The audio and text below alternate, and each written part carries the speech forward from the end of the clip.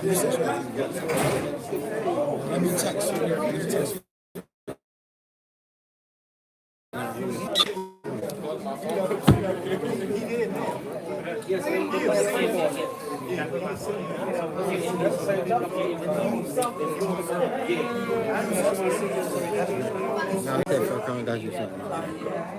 He said he got a rhino. He got a rhino. He got a rhino.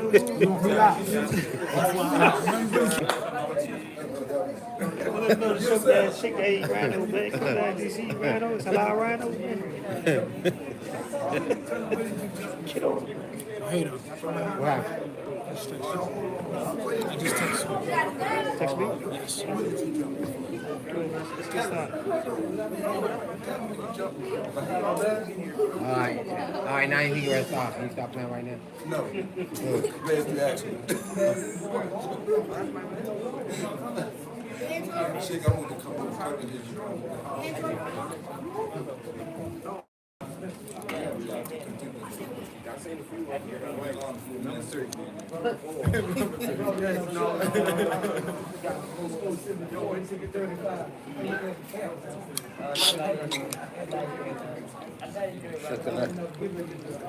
سمعت شيء من ايش والله سؤال الآن عن قدس.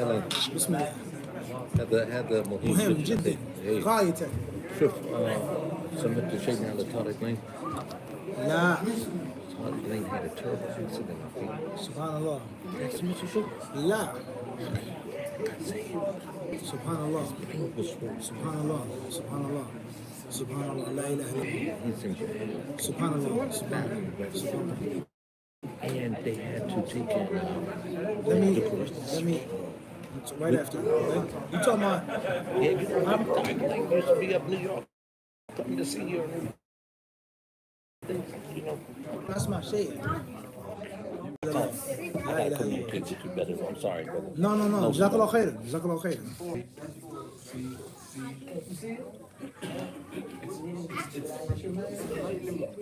Bismillah ar-Rahman ar-Rahim. Alhamdulillah Rabbil Alameen. Salatu wassalam ala Rasulillah. So the question was regarding Masjid al-Aqsa and in general, its virtue, its sanctity, its history, the background of the entire war or conflict or annexing, occupation, whatever it's called, etc. That's a long discussion, obviously. We've spoken about this before right here in this masjid, if I'm not mistaken, after Fajr one morning. At the end of the day, to summarize things, it's bigger and deeper than just Jerusalem or Masjid al-Aqsa, religiously and historically. That whole entire area, which is known as the Levant, Sham, in general, it's an area that Allah Azza wa Jalla talks about and speaks about in the Quran with regards to different prophets and different messengers. And the Messenger of Allah Sallallahu Alaihi Wasallam speaks about and he talks about in authentic ahadith with regards to the virtue and the excellence of the people of Sham and that area. All right? Historically speaking, the different Islamic conquests, great scholars, great warriors, people who came from those lands and what they established in those lands, that in itself is a very, very momentous discussion. And as we always encourage the Muslims to read and to study, regardless of the level of knowledge that you're upon. You have a little bit of ilm, you don't speak Arabic, you should be aware in general. You should have awareness of those things and of those points. And I don't think that it's permissible, I think it's impermissible for a Muslim to ignore and to minimize or normalize the situation of Palestine, let alone of Jerusalem, let alone of Al-Masjid al-Aqsa, which is holy and sacred, according to Kitab and Sunnah, let alone consensus, ijma'. But we're talking about hardcore, pure Quran and Sunnah. Allah subhanahu wa ta'ala, He talks about and He speaks about that location and that place and the barakah that He placed in and around that area. For Muslim to just ignore it and it's just any other war or any other conflict or any other type of, people fighting for politics. No. It's deeper than that. And it's haram to turn it into just another war and another conflict and another invasion. It's deeper than that. Rather, historically speaking, once again, outside of the box, non-Muslims who were devoted to their faiths, whatever that faith or those faiths were, and or those who were devoted to worldly gain and interests, money, dunya, power, they knew the vital importance of the Levant and the vital importance of Jerusalem. Hence the Crusades. Before, during, and after. Before, during, and after. Really important for Muslim and non-Muslim alike. Jews, Christians, and people outside of Judaism and Christianity, it was as important to them as well. The Mongols. And the list goes on. So it's not a small sideshow or a footnote under any circumstance. Before the Crusades, during the Crusades, and when the Crusades were considered over. Even though in reality, when you study and read the history, you know that the Crusades didn't just end in the medieval times. All right, that's neither here or what? There. It's neither here nor there. At the end of the day, I think the best way of looking at this situation is what someone, a non-Muslim, said. Over the years, over the centuries, the generations, there have been countless conquests. And there have been countless conquerors. As old as time. People invading, people being invaded, people fighting back, etc. That's old as time. But this non-Muslim, he said, never in history has someone invaded and made conquests and then claimed that they were the victims. That has only existed in 1948. Think about that. Countless conquerors. Attila the Hun, this one, that one, the Roman, plenty of people who invaded it and said, we're taking over. Sorry. You're an inferior race, religion, people, whatever the case may be, what's yours is now ours. End of discussion. Your women will be our slaves, your children will be our servants, your wealth will be our pocket money, and that, it is what it is. But never did that conquering, invading force say, So that just goes to you the unique nature of the whole entire situation. And as I have said, when in history has the victim committing self-defense had the ability to turn someone's vital electricity, water, gas, and internet off and on with the switch? When has that existed? Just think how perverse that is, how sick that is. Just think about that now. I'm defending myself. You're attacking me, you're the aggressor, I want peace. I want to be at peace with you, but I have the ability to cut off your electricity. Think about that. And which I know, I forget people's homes, but hospitals, people sick and dying, babies in incubators, people with cancer dying. The gas is going to run out in those generators. But I'm still defending myself. I'm defending myself, and you're the aggressor. So that should be food for thought with regards to the whole entire situation there in Palestine. Of course, speaking about the Nakba, and obviously it's very important to understand that the Nakba did not start in 1948, nor did those political Zionists have the idea and the belief and the system of their state before 1948. You read and you study history, you understand that it was called Dola Jahiza. It was a ready-made state. I.e., they had the plan to do everything before it was officially declared. And that's because the narrative is the UN made the partition. The Arabs were displeased with the UN's partition. They fought, they killed, we won. And those poor Arabs, they ran and they left as refugees. We didn't kick them out. We didn't, throw them out. They left on their own will and their own accord, and they didn't want to come back and live among the Jews. And after we won the war, we beat up the Muslims, the Arabs from Iraq or Jordan or Egypt, wherever the case may be. Then we declared Jewish land. That's a big, fat lie. It's a huge lie. Among 99% of the other main points of defense and justification and validation. And wise and fair and impartial non-Muslims acknowledge this. There's a whole one big gigantic fat lie, a myth. Biblically speaking, let alone that's sick and that's perverse. If we're talking about world politics, geopolitical rules and laws, how are we discussing scripture? How weird is that? God promised this land to these people, their chosen people, but we're not talking about God right now.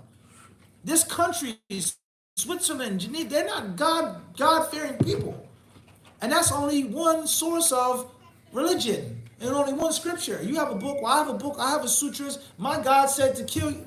That makes no sense. How is that on the forefront of the Palestinian discussion? That this is land promising to my God. What if I don't believe in your God or God at all? Then what? So that's clearly showing you that something is off. And anyone who swallows that nonsense and that garbage is doing a disservice to his own brain, let alone his iman. Let alone if you wanted the scripture, what is meant by blessed be Israel? Who is Israel in the scripture? Was it a person? Was it a people? Or was it a land? Judea. And what were the different tribes of Jacob? What were the different tribes and different clans? And Israel, for argument's sake, only being one from among many. And the lands of Judea, in that term, that in itself is a long rabbit hole that is totally inconsistent. Let alone the fact that your state, your leaders, they're not religious people. They're not practicing. So I don't want to go too far and say too much, but you have to understand the history of the secular Jew. It's a very important thing to discuss. The history of a godless Jew. A Jew that has no faith, no belief, no practice, but he identifies himself as a Jew. That's the foundation of political Zionism. All right, so we don't want to go far too down the rabbit hole. At the end of the day, we know that Jerusalem was conquered in the 7th century by Umar ibn Khattab, radiallahu ta'ala, one of the greatest caliphs of Islam. And for argument's sake, the Jews and the Christians and perhaps Zoroastrians, Allahu Alam, they lived there in relative peace and harmony and security for centuries. And that's another gigantic myth, is that the Jews needed a safe haven, a homeland, and a means of protection. And this is why, I don't want to say too much. But if you look at the main ethnic stock of the state of Israel, you find Jews which are Ashkenazi, you have Jews which are Sephardi or Sephardic, and you have Jews which are called Mizrahi. And Mizrahi comes from the word Mashraqi. And a Mashraqi is an Easterner, i.e. is a Jew from Morocco, or Iraq, or Libya, or Iran. These Jews, these three main classes, Ashkenazi, predominantly coming from Eastern Europe. Predominantly. Some of them came from Belarus, Russia, Scotland, England. And subhanAllah, if you look at the main leaders and the founding fathers, from Ben Gurion to this very day, 10 out of 10 of them are all from Ashkenazi European stock. All of them. And they all changed their names to fancy and exotic Hebrew names. But they have Polish, Russian, Belarusian, Ukrainian names and lineage. That's a fact. Let alone just look. So the whole concept of this was our land and we did nothing but return. That in itself, for an intellectual, not a Muslim, is absolutely absurd. Just imagine to this very day if I went to Ghana or Guinea-Bissau or Ivory Coast and took someone's house and say, 400, 300, 200, 500 years ago, my ancestors were taken from this land. I'm taking it. They accept that as just utter stupidity. Let alone the fact that why are the different DNA tests impermissible and prohibited in the state of Israel? It's law, rule. You have to have a valid, strong reason to get a DNA test because they do not want it to be proven that they are not those ancient Jews, let alone the differences between Jew, Hebrew, an Israelite. So the moral of what I'm trying to say is, however way you wish to discuss it, it's all a great, gigantic myth and lie. If you speak about it from the biblical aspect, if you speak about it from a political aspect, from a moral aspect, it doesn't add up. And that is why those people are extremely smart and wise. And they know that they must fight to the teeth, tooth and nail to protect and preserve their way of life. By hiring scholars, by using force, as you can clearly see on the campuses. If they were arguing for anything else with the cops that run in there that fast and grip them up and rope them up, tear gas them. And that's why they make laws. And of course, the biggest of their lies and of their myths is the golden statement of anti-Semitism, which is another gigantic, big, fat lie and myth. First and foremost is the Palestinians, who are the vermin, the human animals, the goyim, the beastly humans, they themselves are Semites. They're descendants of Shem. So why is anti-Semitism only applicable to someone who identifies himself as a Jew? The Arab is a Semite. He's a descendant of Shem. When and how did the people start using the term anti-Semitism? Do you know?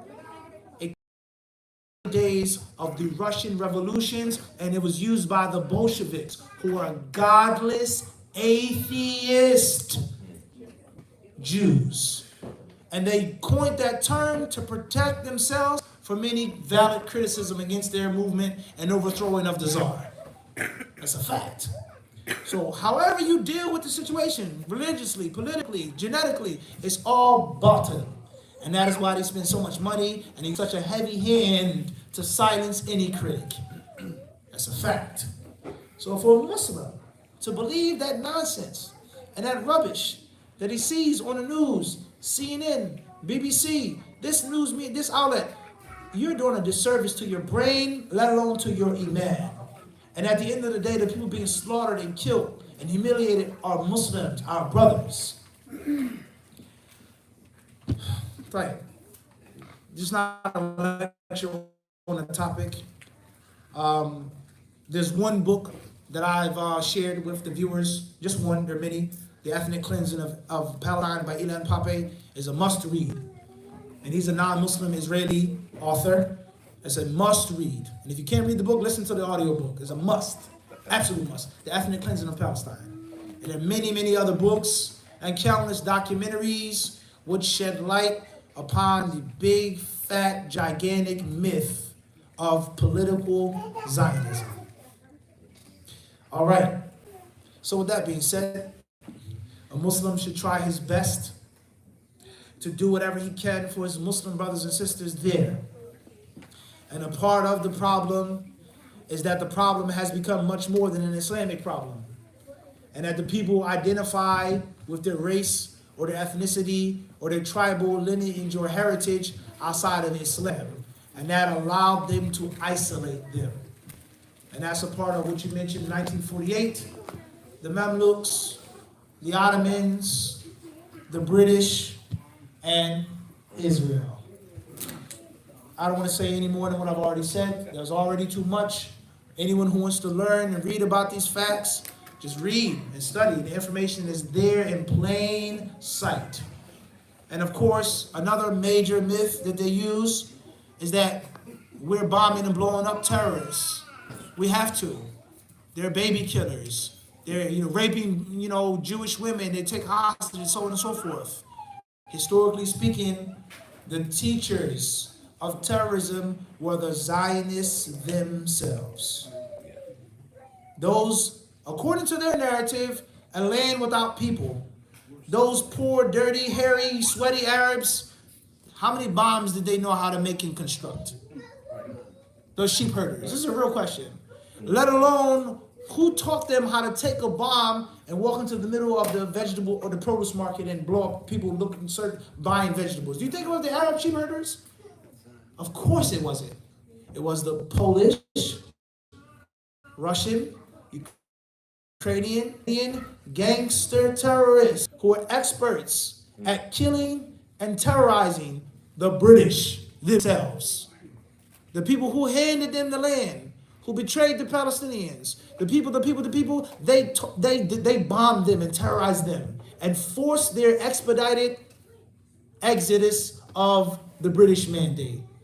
And once again, all of these different facts and all of this information, some dusty library, some secret, this is big Wikipedia stuff you can Google in 5 seconds, less than that. Free public information. So never, my last piece of advice as a Muslim, never ever sell your soul or your mind to batil. And everything about what's going on in their state is batil.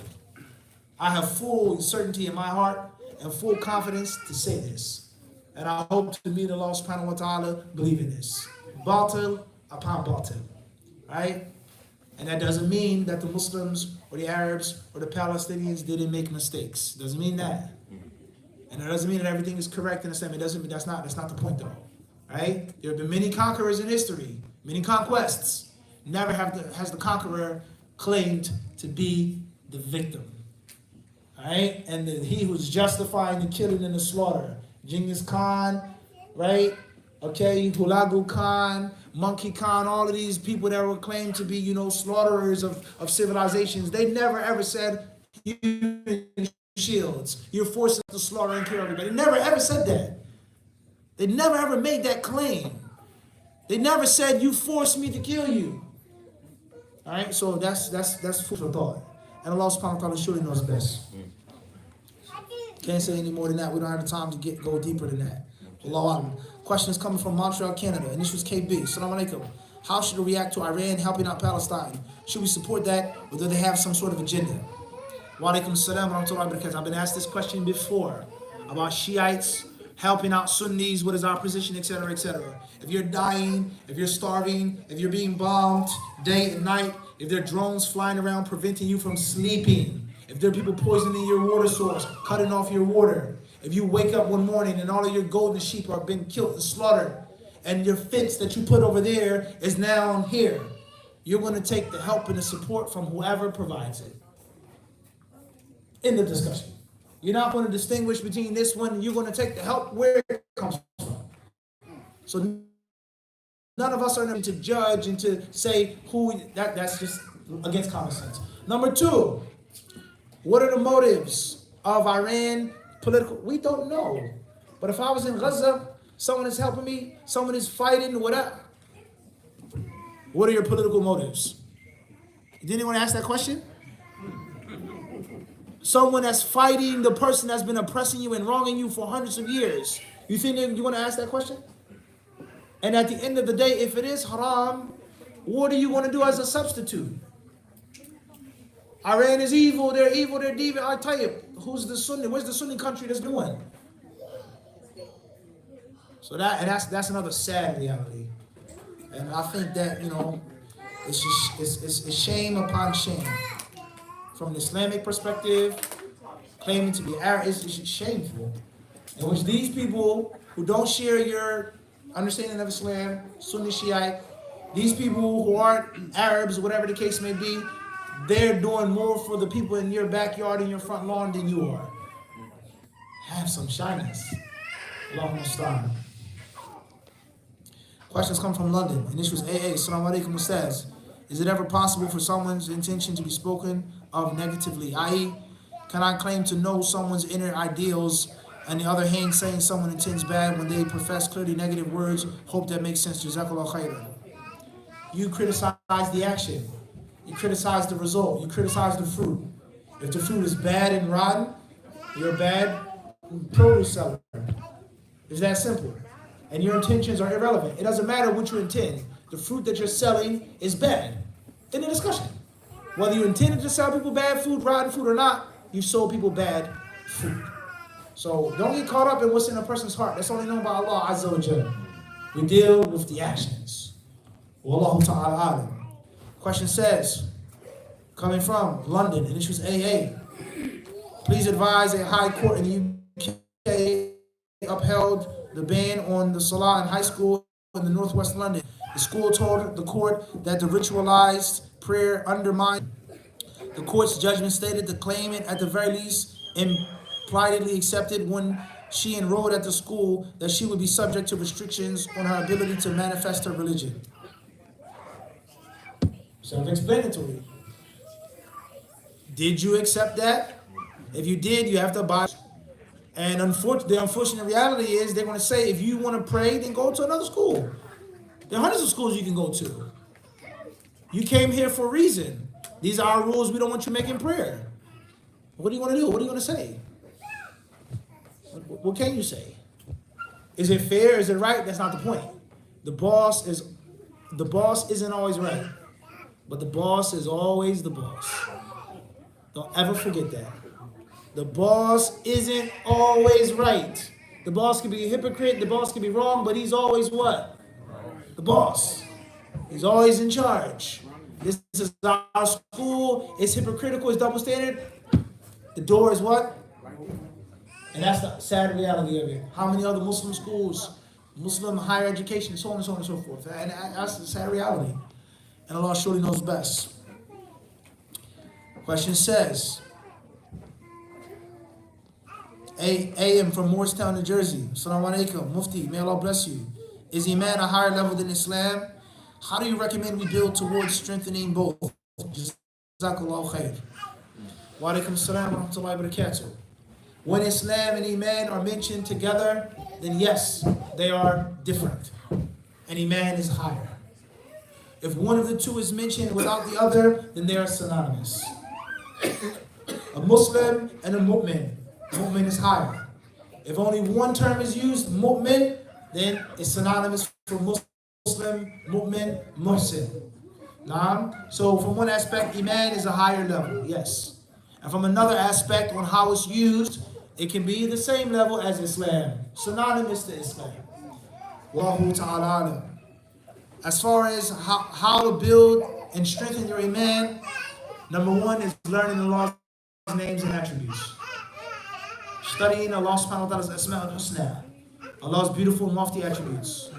Number two is looking at Allah subhanahu wa ta'ala's blessings upon you. How merciful and how kind Allah has been to you and is to you. And number three is pondering upon the beautiful world, the universe, and reflecting on the beauty and the greatness of the world in which you live.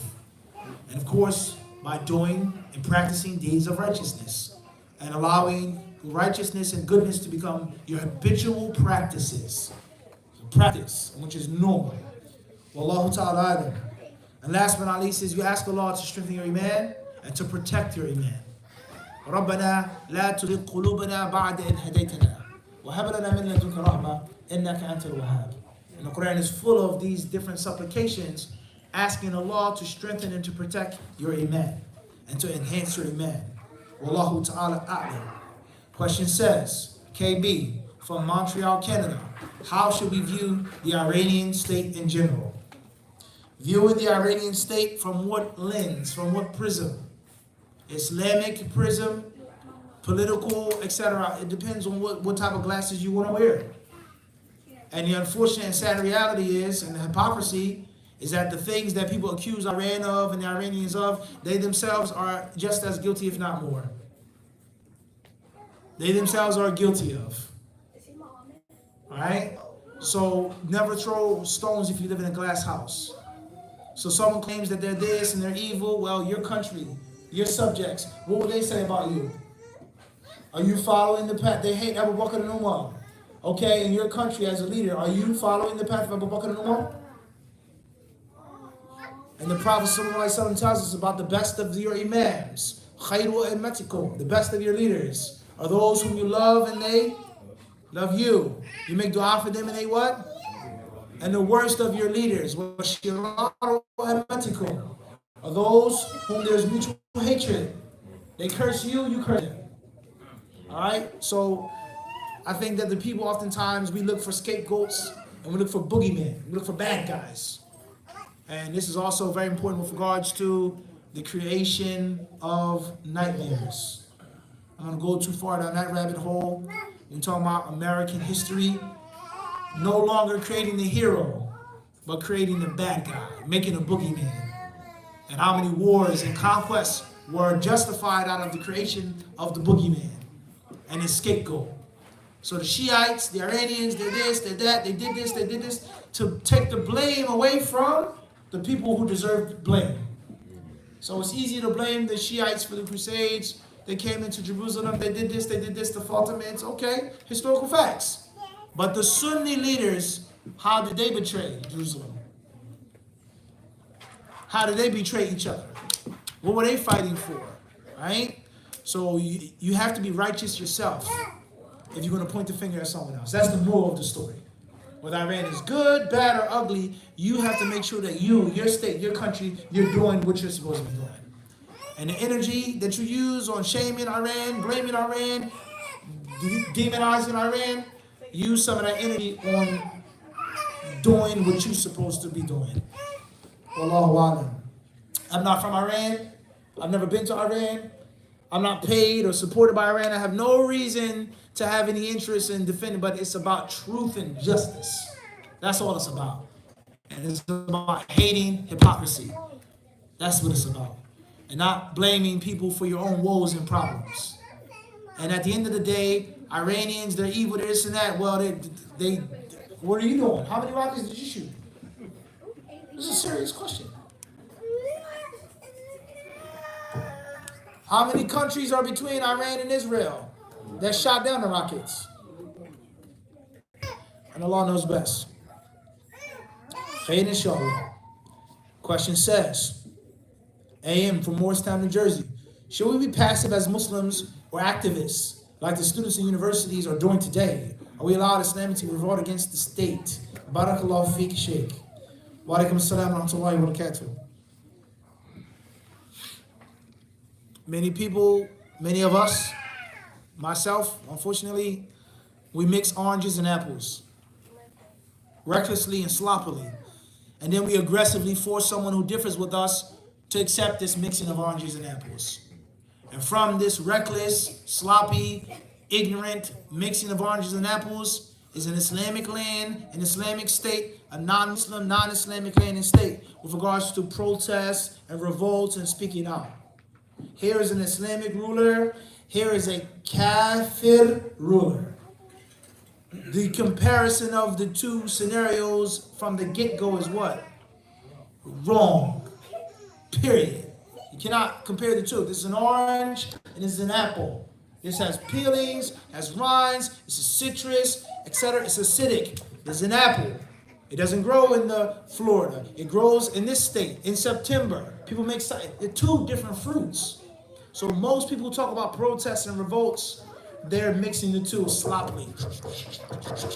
And then they take this sloppy mix and they hurl it on their opponent. In America, freedom of speech, until now obviously, is supposed to be allowed, rather encouraged. And obviously if you want to know who's in charge, then look at who you can and cannot criticize. Who's running the United States? Look at the people you can and cannot criticize.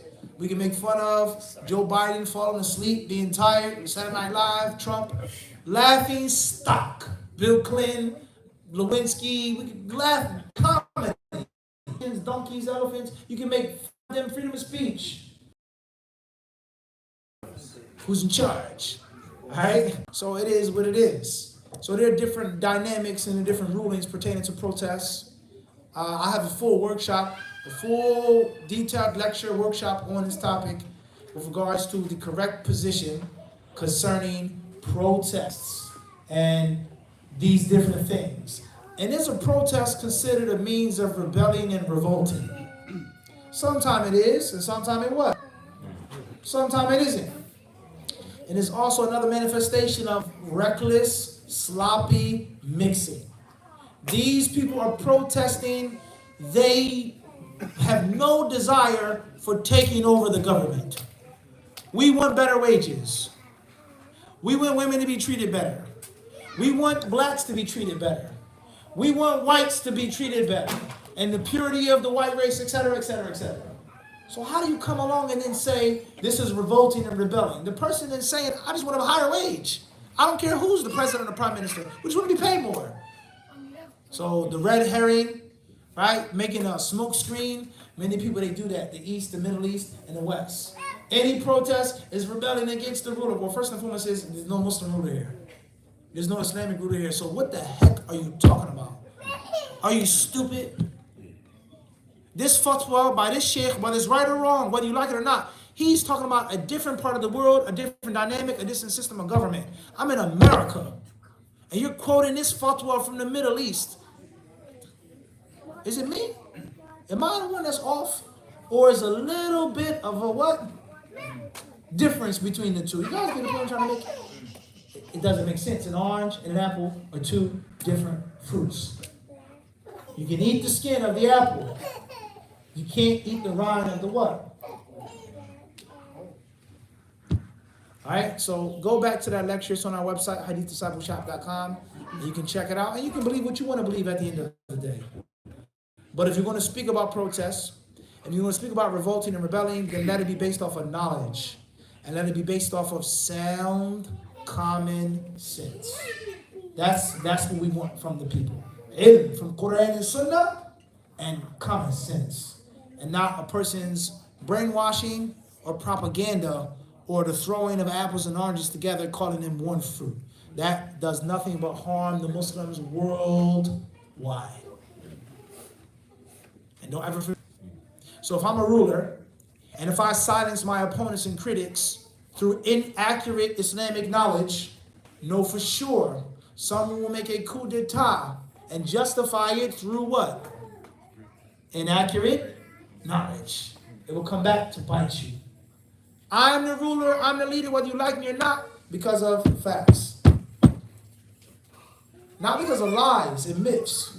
Because someone else is going to outsmart you one day and put a bunch of lies and myths together to do what? To remove you. So you validating your position based off of falsehood is a disservice to what? To yourself. That's the moral of the story, right?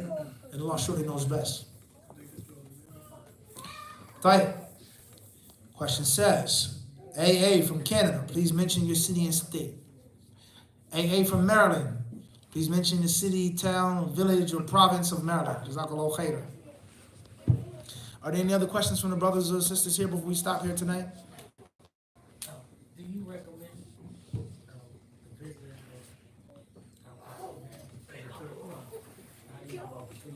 holy sites? Do I recommend it? Given the climate now. Given the climate now. There is no doubt. That's the third most sacred, the third holiest masjid. No doubt about that. And the Prophet ﷺ clearly stated, لا تعمل المطي.